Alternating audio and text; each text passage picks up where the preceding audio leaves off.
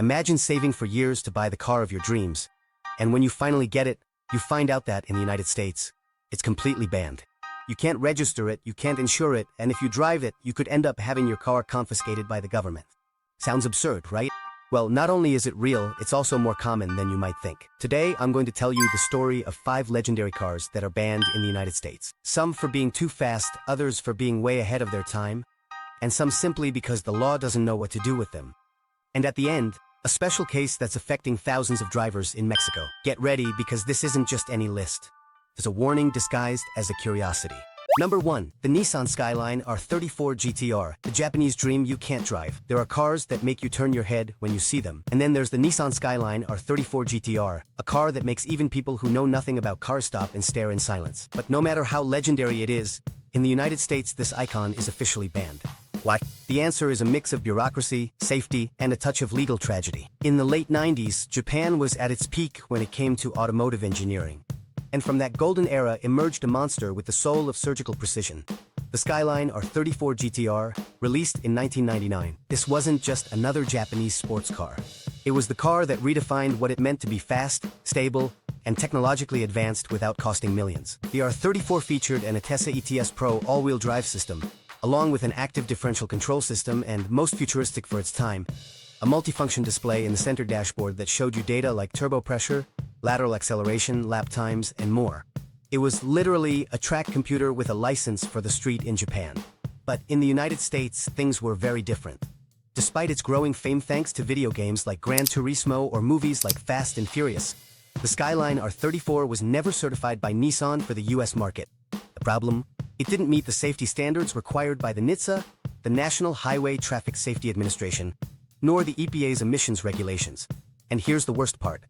It's not that the R34 is dangerous in itself, but rather that the money was never invested to adapt its systems and certify it with US authorities. Without those modifications, it simply can't be legally registered, and if you drive it, the government can confiscate and destroy it. Yes, you heard that right. There are dozens of stories about people who, full of excitement, imported an R34, only to watch it get dismantled by the authorities, piece by piece. A tragedy on wheels. The only way to legally own an R34 in the United States is through the 25-year law, which allows the import of cars considered classics if they are already a quarter of a century old. That means it's only been legal to import the first R34 GTRs made in 1999 since 2024. But even then, the process is expensive, lengthy, and full of legal hurdles. That's why, if you see one in the United States, you can be almost certain it belongs to a collector or that it's there illegally. And the most ironic thing about all of this is that the Skyline was so beloved by fans that the United States banned it before even understanding it. But what happens when a car is so exclusive that even the average driver couldn't handle it without putting their life at risk? Number 2. Jaguar XJ220 Sunroof, the supercar that scared the system. There are cars that are born to break records, but some, like the Jaguar XJ220S, broke more than that. They broke the rules, nerves, and even the patience of US regulators. The funny thing is that, despite its almost superhuman power, it wasn't its speed that doomed it.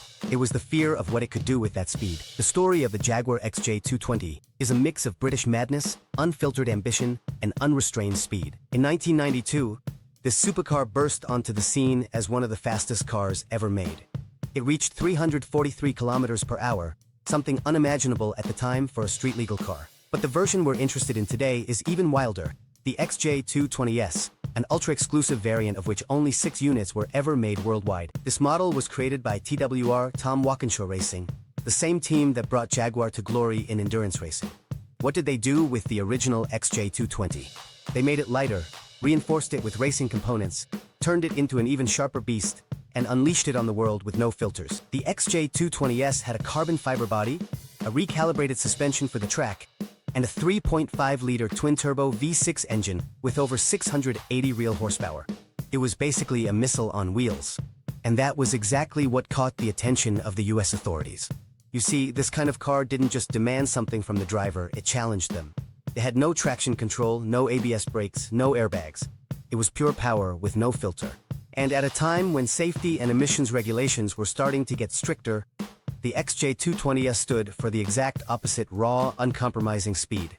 The result was clear. The United States immediately banned it from being used on public roads. No certification, no adaptation.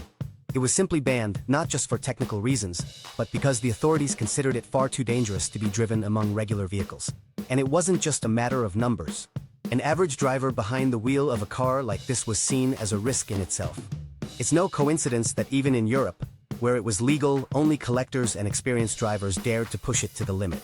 Unlike other supercars that were adapted to enter the North American market, the XJ220S never got that chance. It wasn't about modifying it to meet the rules. It was that its very essence went against the rules. And the most curious thing is this. Nowadays, if someone wants to import one of those 6 units into the United States, they have to do it as a collector's item that isn't road legal. In other words, you can own it, but only to look at it. Not even a spin around the block, not even around your own neighborhood, just to look at like a caged Jaguar. And if this car was banned for being too wild, the next one was banned for being too minimalist. A sports car so light that the law said, this is dangerous just by existing. Number 3, Lotus Elise Series 1, too light for heavy regulations. While other manufacturers were obsessed with power and luxury, Lotus decided to take a different path. To make a car so light, so pure, that it became an extension of the human body. But in the United States, that was seen as a problem.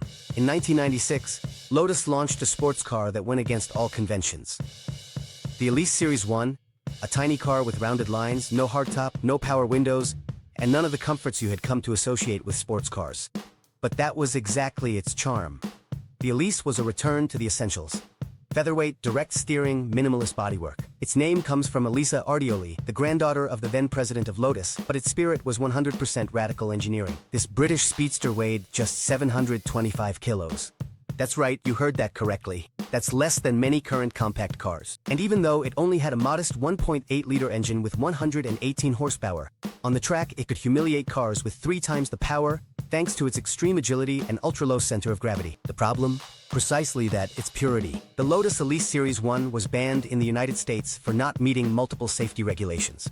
To begin with, it didn't have airbags, but it also lacked front and side impact absorbing structures according to NHTSA standards. Its doors didn't offer reinforced protection, and since it lacked a hardtop and traditional windows, it was considered too exposed for passengers. And this is important to understand. It's not that the Elise was an unsafe car due to poor design. On the contrary, Lotus had optimized every gram of the chassis to deliver an almost go-kart-like driving experience. But that philosophy was incompatible with the concept of passive safety required by the United States. Ironically, while in Europe it was praised for its precise response and its commitment to pure driving style, on the other side of the Atlantic it was seen as a risk. And worst of all, it wasn't even allowed a partial homologation. There were no exceptions, just a ban. Over the years, Lotus released later versions of the Elise that were better suited to the North American market, like the Series 2, which did manage to enter thanks to collaborations with Toyota and improvements in safety systems. But the Series 1 remained a forbidden object of desire. And this made its value skyrocket among collectors, especially those who see it for what it truly was. A car that defied automotive obesity, that rejected excess, and that paid the price for staying true to its essence. But if the Elise was banned for being too light, the next one was prohibited for being too futuristic. A car so ahead of its time that the law simply didn't know how to classify it. Number 4, McLaren Speedtail, the technology that outpaced the law. What happens when technology moves faster than the laws? The McLaren Speedtail is the answer. This isn't a car banned because of its flaws, but because its very innovation caused US traffic regulations to collapse. Launched in 2019 as the spiritual successor to the legendary McLaren F1, the Speedtail was conceived not just as a car, but as an experience. It's an object that looks more like a spaceship on wheels than a land vehicle. And from any angle you look at it, the Speedtail breaks the mold. The first thing that grabs your attention is its 3-seat configuration, with the driver in the center and 2 passengers on either side, set further back. This layout, inherited from the original F1, is not just unusual, it's almost a direct challenge to modern safety regulations. But it doesn't stop there. The Speedtail doesn't have traditional rear-view mirrors. Instead, it uses retractable cameras that project the image onto internal screens. The idea? To reduce wind resistance and improve aerodynamics. And speaking of that, its body was designed with such an obsession for airflow that it has no spoilers or aggressive visible intakes.